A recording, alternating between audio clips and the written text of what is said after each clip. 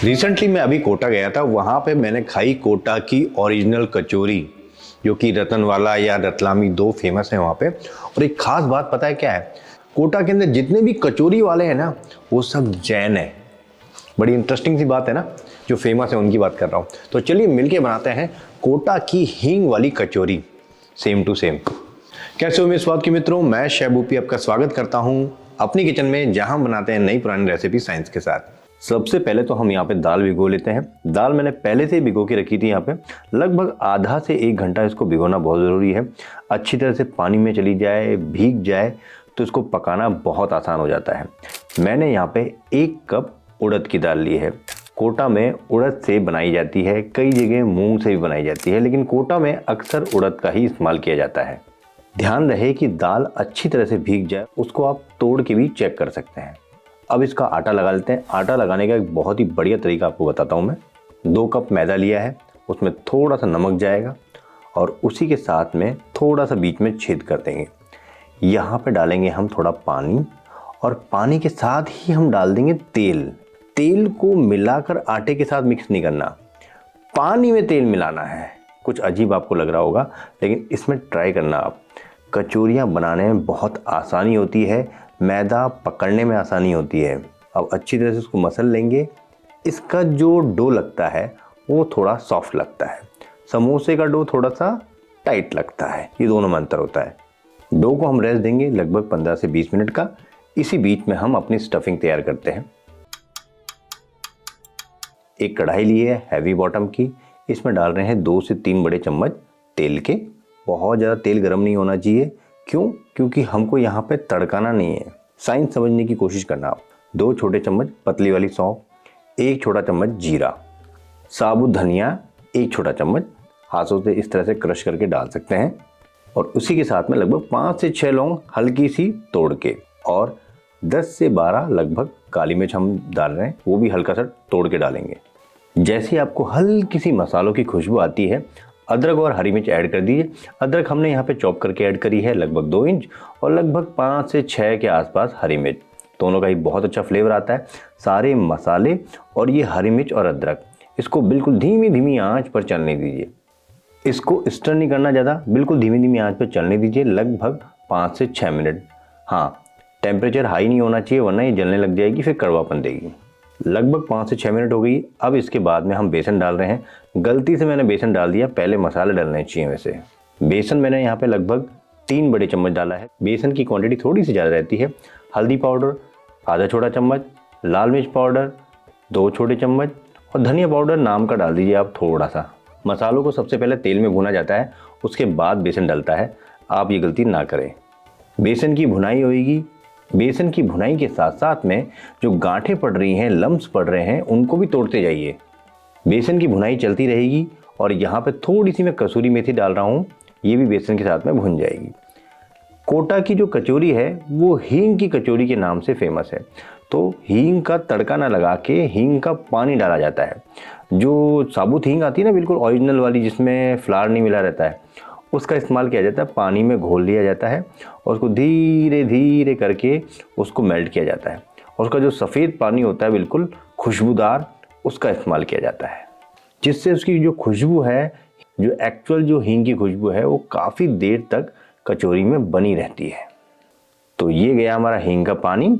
इसको अच्छी तरह से मिक्स कर लेते हैं, और इसी के साथ में जो उड़द की दाल हमने भिगो के रखी थी, यहाँ पे ऐड कर लेंगे। अब इस दाल की भी भुनाई होनी चाहिए। दाल की भुनाई के साथ साथ हम यहाँ पे थोड़ा सा सफ़ेद नमक और थोड़ा सा काला नमक, हलवाइयों की खास पसंद है काला नमक, वो तो डलता ही डलता है, इसको भी ऐड कर देंगे। अब इसकी बढ़िया सी भुनाई करते रहेंगे। बेसन की भी बढ़िया भुनाई हो गई, दाल की भी अच्छी तरह से भुनाई हो चुकी है।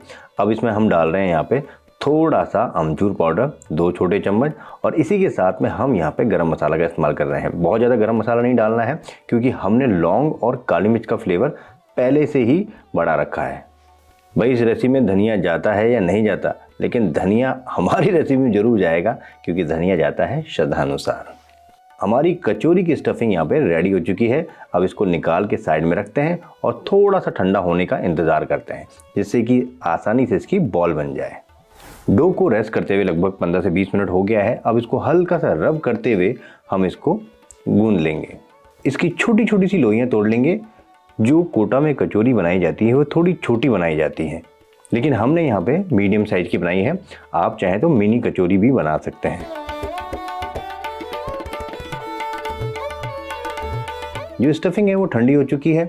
स्टफिंग हमेशा जो डो होता है उसके बराबर ही होनी चाहिए, तभी कचौरी खाने का मज़ा आता है।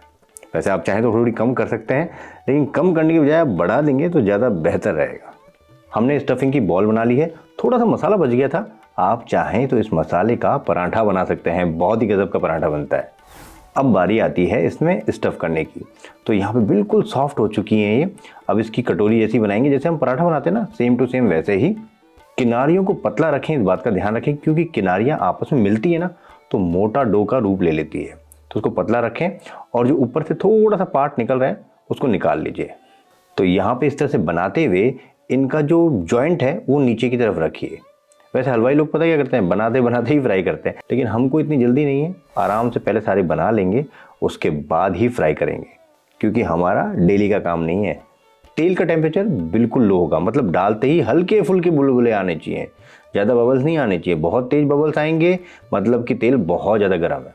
हमको इतने बबल्स चाहिए बस 1-2 निकल जाए, फिर धीरे धीरे धीरे करके टेम्परेचर हम बढ़ाते रहेंगे। एक छोटी सी ट्रिक आपको बताऊं, कोशिश करें कि कढ़ाई कचौरी से भर जाए। उससे क्या होता है कि फ्राइंग करने में बहुत आसानी होती है। इधर से उधर पलटती रहती है ना, तो उनको पलटाने में ज़्यादा दिक्कत नहीं आती, अटक जाती है एक के साथ में एक। और शुरू में क्या होता है कि हमारी कढ़ाई जो घर में होती है, अक्सर घर में तो छोटी कढ़ाई होंगी, तो उसमें क्या है आप थोड़ा सा पलटा लगा सकते हैं नीचे की तरफ से, जिससे कि नीचे की तरफ से ना जले हों। क्योंकि पहले जब कच्ची होती हैं वो नीचे की तरफ बैठी रहती हैं, जैसे जैसे वो पकती जाएंगी वैसे वैसे वो तैर के ऊपर आ जाएंगी। और देखिए यहाँ पे कचौरियाँ ऊपर आने लग गई हैं और धीरे धीरे करके ये फूलने भी लगेंगी। अब इनको अलटते पलटते भी रहिए और गैस की फ्लेम तेज भी करते रहिए। एक कचौरी के बैच को फ्राई होने में लगभग 12 से 14 मिनट लग जाते हैं, तो इस हिसाब से आपको गैस की फ्लेम को बढ़ाना है। देखिए मैंने क्या कहा था कि आप इतनी कढ़ाई भर दीजिए कि आपस में वो भिड़ जाएं, तो इनको पलटने में काफ़ी आसान रहेगी। पलटेगी नहीं एकदम से, मतलब अपने आप नहीं पलटेगी, वो चारों तरफ से इसकी बढ़िया सी सिकाई हो जाएगी। तो यहाँ पे देखिए कलर बहुत अच्छा आ गया है। सारी कचौरी अच्छी तरह से बलून की तरह फूल गई है, क्योंकि जो डो था उसने अपना कमाल कर दिया है और फ्राइंग ने अपना कमाल कर दिया है। अब इसको हम फटाफट से निकाल लेंगे यहाँ पे।